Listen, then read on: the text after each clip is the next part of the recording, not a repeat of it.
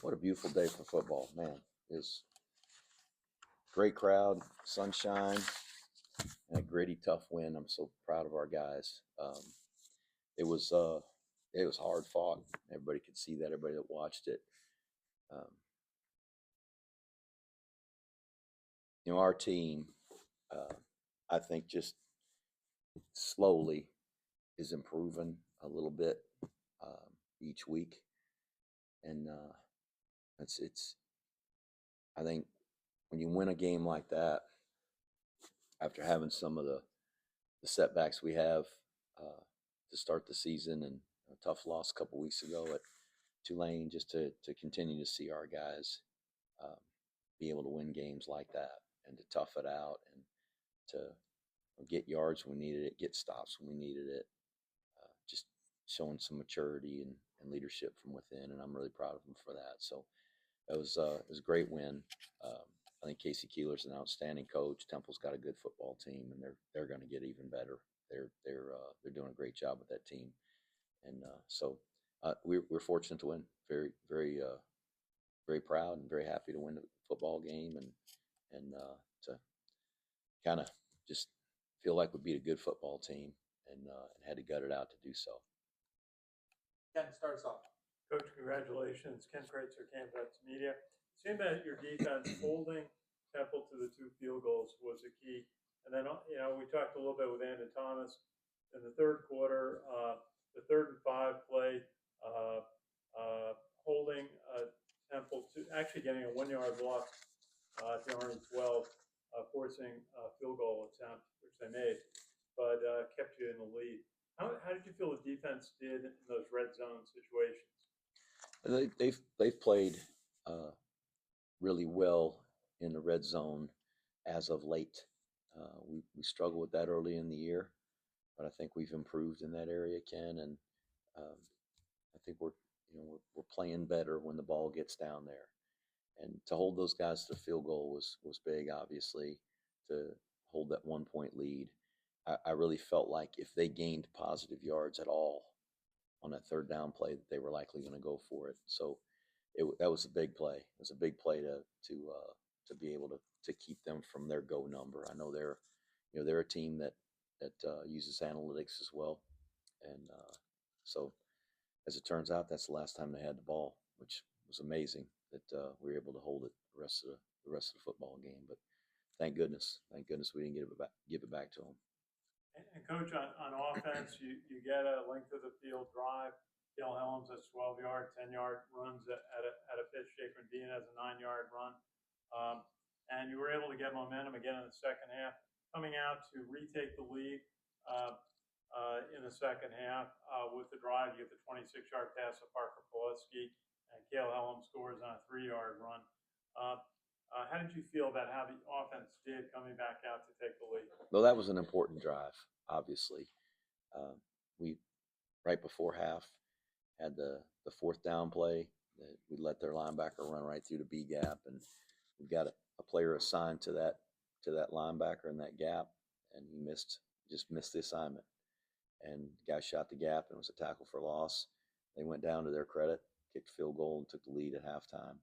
And so to come out in the second half and take the opening drive, I think it was 14 plays, right down and score. And that was big.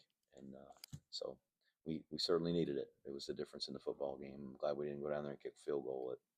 It was hard to gain yards. We were talking about running the ball effectively, but I looked at the stats here just before I sat down, and we averaged less than 4 yards per rush. So it wasn't like we were, getting big plays and big chunks. They were hard fought yards. In the last drive, what were the keys on making the 4th and 1 at the Temple 35 and the 3rd and 2 Jake Rendina converts so that you're able to hold on to the ball and deliver very end? Any standouts on the offensive line that you saw? I think the entire offensive line. It's the offensive line. It's the tight ends, the running backs. Everybody is just trying to move big bodies in a direction they don't want to go. That's hard to do. And the offensive line did that. We did it 4 times, 3 times out of the 4 in the second half. The one was the pass to Parker, and that was a really nice play. Good play call by Coach Worley. But it was just being gritty and trying to get those hard yards, and we had to do that a few times. Thank you. Thanks, Ken. Now, Coach, I know one of your fouls are playing. Have time of possession 37 to 20. Okay. The tempo is the time of possession.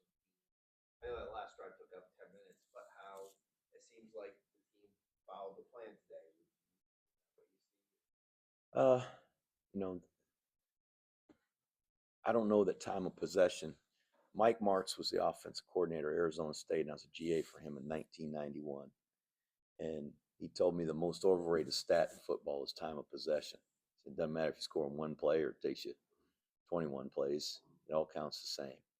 Maybe that's true. But the way we play to keep the ball away from other teams and not allow them to possess the ball, I think helps us play complementary football. It's who we are. Now, we don't have anything in our plan where we say we want to win the time of possession battle. That's not something that we emphasize. But I think just the nature of the way we play, we're able to control the clock, control the game on offense by controlling the clock. So it certainly was key in that last drive. Like you said, holding that thing for the last 9 minutes and 53 seconds, it's hard to do. Do you see this as a statement win or a signature win for you guys, or the way you guys did it, the way the fourth quarter played out, and the way you were able to win out the clock? Oh, Sal, we don't have any statements to make. I mean, we're just trying to win a football game. Our guys just gutting it out and trying to be tough. And that's a well-coached team and a tough football team in Temple. And so felt very fortunate to win. As I said when I opened up, I think just our team's growing, and I think the leadership within the locker room is showing up, and I'm just happy with the way that they're maturing and improving. And we still made a lot of mistakes, and maybe that's I don't know, a positive in that we were able to find a way to win a really tough football game and made some errors, and we overcame it. But as we continue, we're not going to be able to make those same mistakes and keep getting away with it. Play with fire when you do that. But that was just a good, tough win by our guys. Seth. Coach, congrats on the win. I got to the stadium thinking this guy Evan Simon, the quarterback, might have a really good game, and he threw for a lot of passes, had a lot of completions, but not a lot of deep plays. It seemed that you guys knew what you were doing going into the game. What was the strategy with him, and do you think it worked? Obviously, it did. Well, that's not their deal. They're not a big take a shot team, and they've hit some long passes, but then they hit that post route before halftime right in front of our free safety. We're in cover 3, and we work hard to try to keep the ball in front of us, not give up big plays. They hit the tight end down the middle in the third quarter, and so they hit some chunk plays. But their deal is to, I really like what they do on offense. I think their offensive coordinator does a tremendous job. He was at Montana State, and they were super productive and really good on offense. And he's got a lot of experience with that offense that they ran, and he's implemented those pieces as well as some others that they've kind of meshed, and really good quarterback run game. And what was most impressive about their offense, in my opinion, going into the game, is that they have 2 turnovers on the entire season. They fumbled it once, lost 1 fumble, and they threw 1 interception the entire season. I mean, I'm envious of that. If we had that, our record would be a lot different. And so I give them credit. They play their brand of football, very complimentary football, and I wasn't shocked that they didn't come out and throwing chunk plays on us. That's not their deal. But our defense they've just found a way. They just found a way to keep it in front of them enough. We gave up some third downs, and they were doing a really good job with the sprint pass over there and throwing it in the flat. They hit us on that 2 or 3 times when they needed it. But they didn't hit any big ones over the top, and kept them out of the end zone, and the field goals don't add up as quickly. No turnovers for Army today. None again, which that's, that we've got to play that way. If we had a single turnover today, we might not have won a football game. 6 possessions for each team. That's I don't know. That's as low as I remember. Maybe since we played Air Force in 2017. I think we had 5 possessions and maybe 6 possessions, and one of them we were taking a knee at the end of the game for 2 plays. So that's they play the same way, and ball control. They said the kill was like a chess match a little bit. Did you feel that? It was. Paul Johnson always used to say the best way to win a game is not to lose it, and so sometimes you just got to play and be smart. And I think KC does that. He's a veteran coach, and the guy's won national championships at 2 different schools, and he's got in his first year at Temple them on the cusp of a bowl game. So he knows what he's doing, and probably very similar philosophy to us. Thank you. Thanks, Seth. Go ahead, John. Coach, Look Generali there, could you tell us a little bit how he's doing? And second off, Bartosh comes in and you don't miss a beat, it just keeps going. So talk about that as well. Well, first, Braden, he's a tough kid and a good football player, and I'm particularly proud of his improvement over the course of his career here. He's really gotten to be a much better football player. As a sophomore, just 2 years ago, we couldn't have put him in a ball game. He wasn't ready, but he could play and be a starter for us now. He's just those other guys are, they've got more experience. They're a little bit better, but he did a really good job. And as for Generali, he's had, I don't know, probably 3 or 4 times in the last 5 weeks where he's gone out of a game with an injury, and he's just tough as hell, and he keeps coming back, and he'll come back from this one. He'll be fine. I'm not sure if he could have played by the end of the game, but I saw him in the locker room, and it's same old deal. He's hurting, but he'll come back around. Thank you. Thank you. We'll go to Zoom. Joe Iacano, go ahead. Jeff Monken, congratulations on the win. First question, the last series there, Temple runs out of timeouts, and they're down by 1, and you guys can kill the clock if you don't score. There was a time, I think during the last timeout, it was right before the play. Kale had a shot at the end zone if he wanted it, but he smartly went down at like the 3, and then he went down on the next play before he scored. Did you guys, and I know Kale told me that you guys practiced that. Were y'all talking about it in the huddle before the play? What was kind of the situation there? Did you have a feeling Temple was going to try and let them score, quote unquote?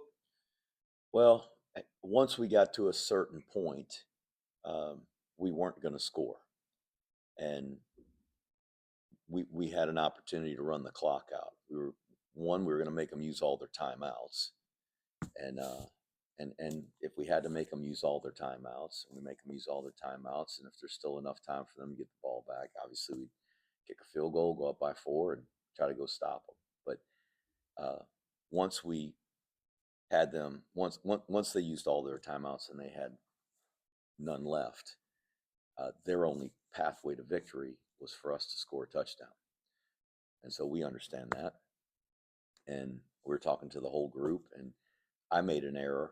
I told them, hey, you get inside the 5, hook slide, and go down. Well, the first down marker was at the 3.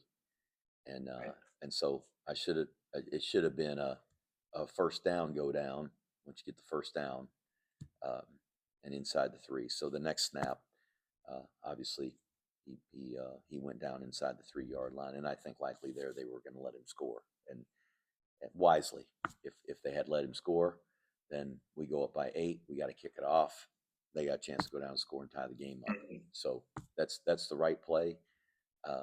It's not a hard play to make if you're a smart football player and You care about winning, and that's all that matters, not your stats or getting in the end zone one more time. And Cale did his job just like he was told to do. Yeah, I agree with you. Although I've seen a lot of other players mess that up. So, Yeah.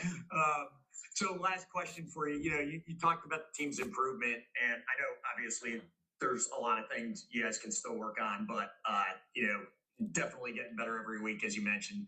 A few short weeks ago, you guys were 1-3, and things were looking a little hairy. Now you're one game away from bowl eligibility. I know you talk a lot about the team from 2 years ago that started 2-6 and finished 6-6 and beat Navy, won the CIC. Do you see some similarities in the way this team fights and maybe their mindset and mental toughness a little bit?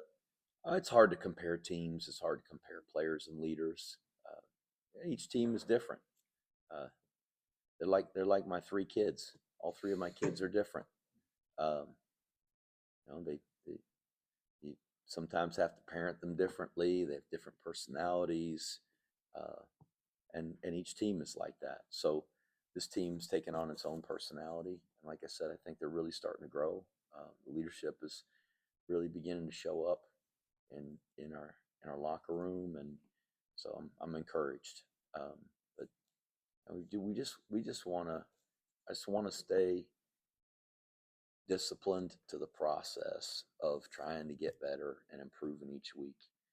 That's where results come from. Not the fact that yes, with another win we could be bowl eligible, or other games out there where things are quote unquote on the line. I just want us to play the best we can, and results come from that. And so just being disciplined to those things, and I've got to do a better job.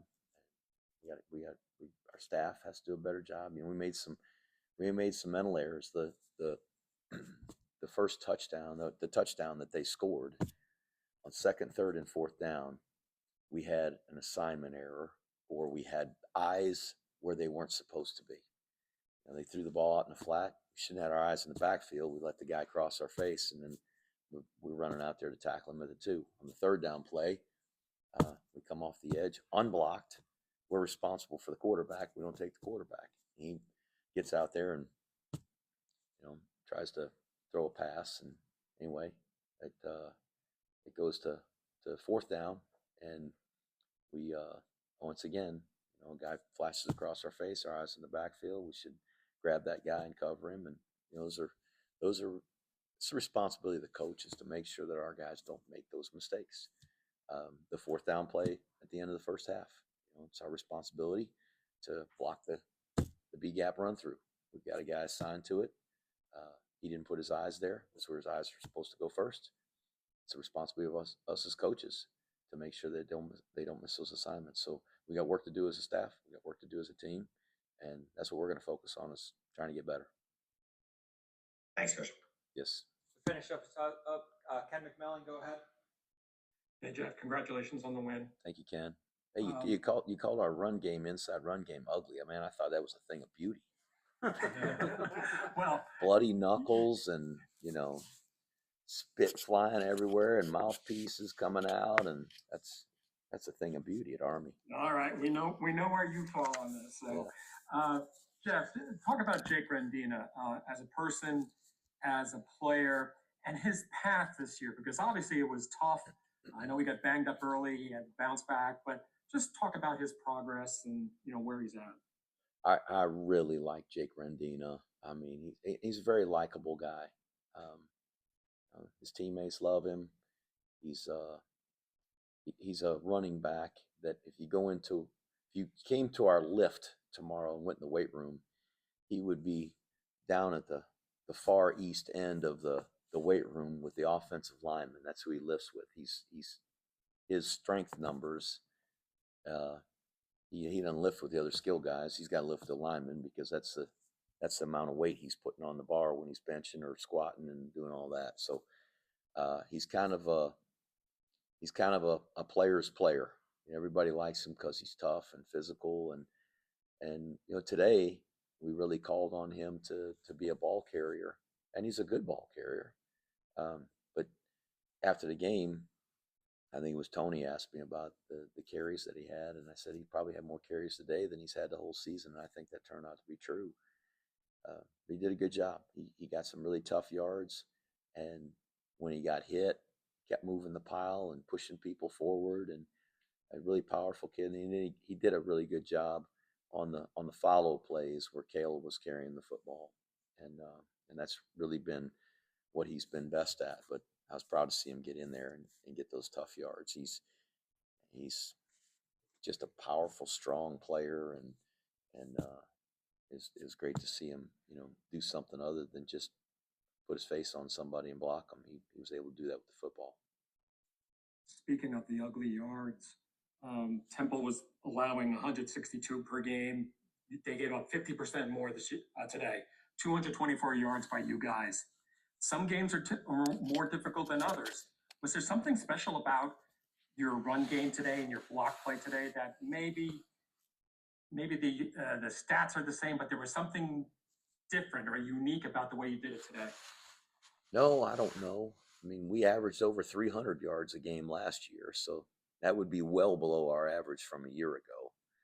Every one of those yards was tough today. Temple's good. They're very well coached, and their guys were beating blocks and sliding off of blocks, and they made some good plays on the perimeter, and so every yard we got was tough. I'm not sure what our longest play was, but we just didn't have any that we really just ripped out of there for a long run or anything like that. So credit to Temple, and it's something that we're going to face other teams that are going to defend us well and got really good players. Probably every game we play, it's like that. So hopefully we'll find a way to push them out of the way and get a little bit more production in the run game, because it's hard to win a football game that way every single time, and so we know we're gonna have to get better. And lastly, can you just talk about the success of November? I think it's 8-1 the last 3 years. I don't know. I guess you'd rather be lucky than good. Thanks, everybody.